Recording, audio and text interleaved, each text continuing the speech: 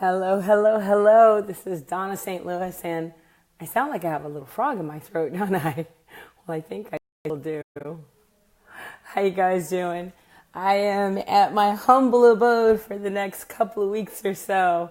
How you doing, Michael?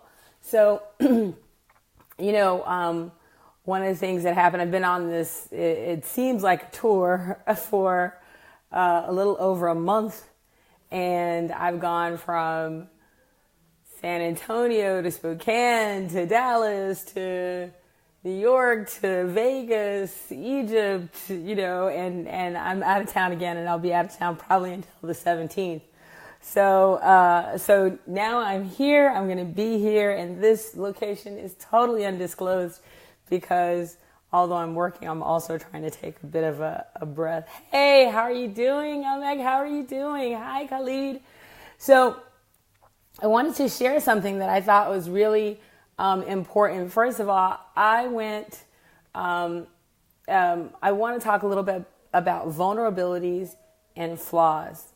It's kind of interesting because when event planners and event organizers and whoever the person is that reads your bio, when they introduce you, they tell the audience all these great things about you. And the goal is obviously, number one, to impress the people that are listening. And the other thing is to, kind of set out that moment of credibility on why they should be listening to you in the first place. But I want to share something a little bit different with you. I was paying really close attention to some of the things that they were saying. And I know I wrote this bio, right? But I've written this bio and probably heard it 1,000 times. But this is the first time that I really paid attention to it. And if you listen to the bio, at the end of the day, I'm like the woman of steel, right? I should have on like a superhero cape. And I should be, saving lives all over the place. And, not even kryptonite could kill me. And I realized that when a bio elevates you so much above your audience, it's almost impossible for them to connect with you. And so one of the first things that I decided to do was, when I got on stage, one of the things that I said was, I know that bio says some great things about some of the things that I did, but let me tell you, I failed a lot. I lived in my car. I lost a home. I lost a car. I lost jobs. I've been fired. I am not this beacon of perfection. There are things that have really, really caused me to struggle. And I get the struggles that a lot of people have. And one of the things that I said, and it was funny because it was to a smaller group during a workshop, and these were all like high-level administrators at this university. And it was something that I wish that I would have shared with my entire audience. Before I went to Egypt, I had a very closed-minded or even different view of the people and what I was expecting there. I was expecting that the women were oppressed. I was expecting that the men would have thought they were better than the women. I was expecting that it was going to be highly conservative and people weren't going to be open to ideas. And I really expected, because, on stage I could be a little edgy, because I know that surprises everyone because I'm so conservative. I was expecting that I was actually kind of shocked that they would have picked someone who in many ways looks like me or is like me. And so I had this preconceived notion of what to expect when I went to Egypt. And let me tell you, and I shared this openly, by the way, in a group of administrators.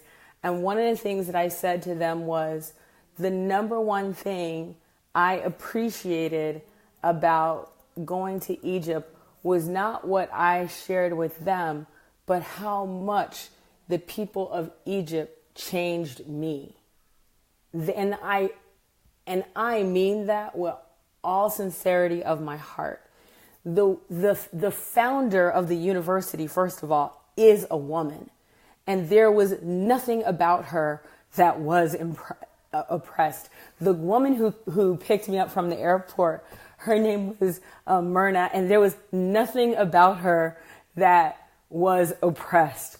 The people were so welcoming. I never felt, in all the events that I've gone to, in all my life, with all the people that I've met, I've never felt so impressed, and embraced, and people wanted me to be there, and they were, and not just me, my husband went along with me, and I felt like I could have said to anyone, can I go to your house and spend the night? And they were like, oh my God, come over, let's go. Like, they were just that welcoming, and just the whole thing changed my preconceived notions, my prejudgment.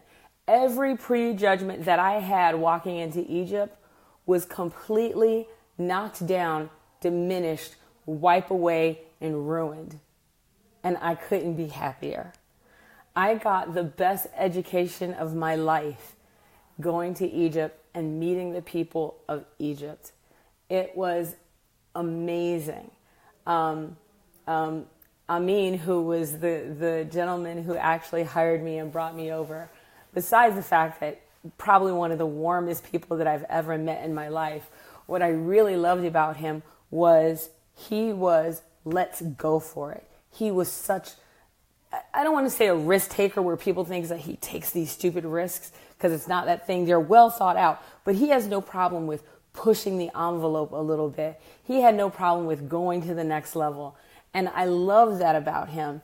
And I kind of, and it was so funny because I would talk to a few of the women that were there, and there were a couple of women, hey Sean, there were a couple of women that said, we saw you, and we're like, yes, her. It was, and she goes, and the way they said it, one lady said it was almost visceral, like we were fighting, like it has to be her. And what I loved about that, and what they told me, is one woman said, she goes, I love that you were so different, and that you brought this strength that we could all kind of embrace. And she goes, and then when you got here, you were just so open to us. And it was so funny because, again, I walked in with these shades, with these barriers that said, I'm not going to fit in. These people are not going to like me. And I'm not even going to be able to figure out how to connect with them. And I was really concerned about that. I was very concerned about that.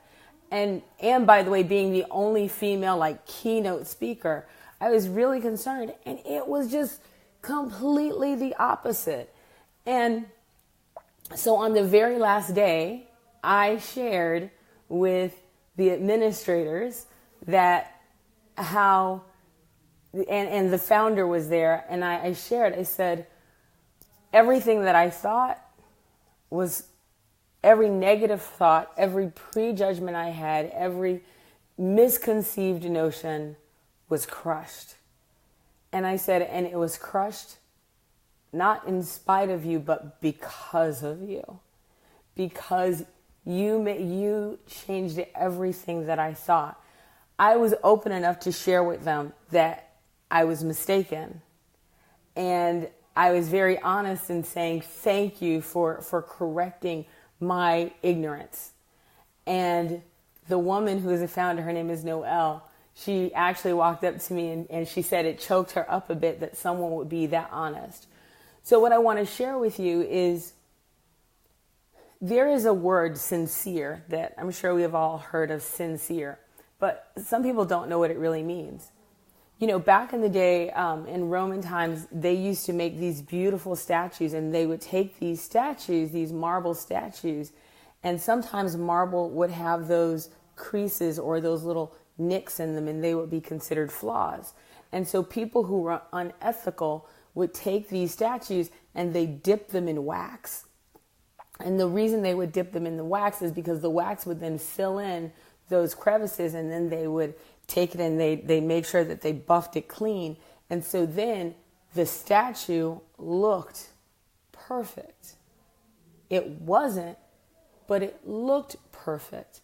So sincere actually means without wax, without filler.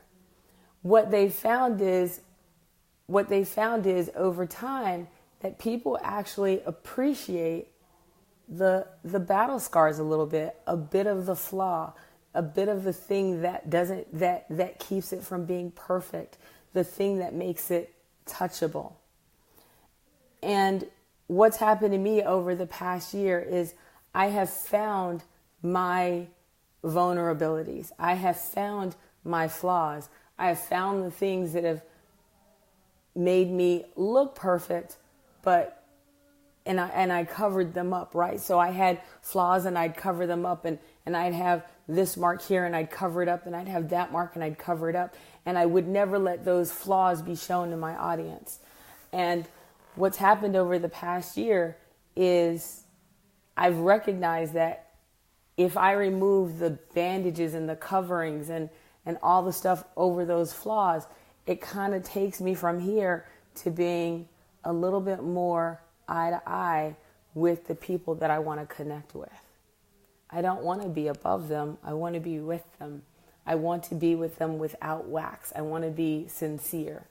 And so what I really loved is that over the past year, I've been working on this vulnerability and this sincerity, not authenticity, because I've always been very authentic, but the sincerity and being able to bring that sincerity with courage to my audience.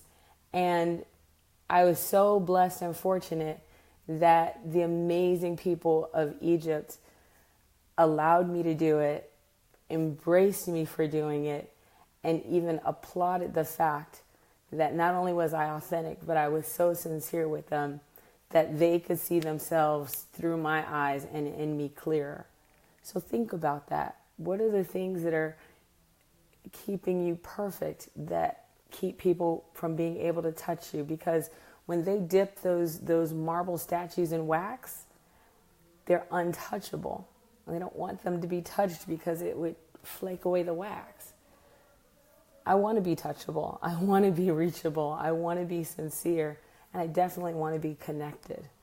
So that was one of the bigger things that I learned in Egypt. It was truly a life-changing event for me. And I want to thank everyone in Egypt for making it so. It was one of the best trips ever. And MSA, which is Modern Sciences and Arts University, an absolutely amazing university. And there were people that were there that just blew me away. Now, if you really want to see what I'm talking about, just go to my Facebook page. Just go there and start scrolling. You will see some of the most amazing people that absolutely connected with me and allowed me to connect with them. And we had a great time.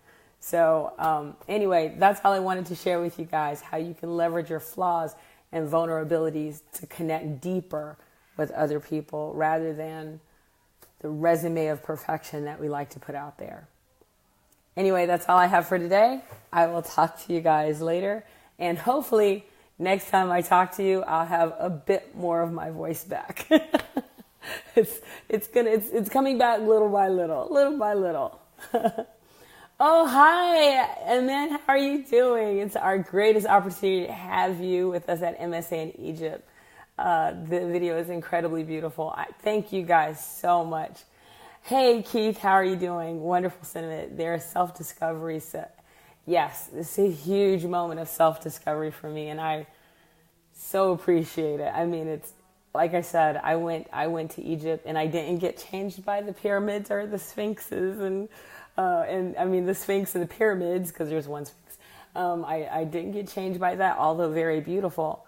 It was the people. It was truly the people, and I loved that they changed me, and that they not only and they allowed me to experience the change with them. So it was incredible, and I really appreciate it. So thank you guys so much.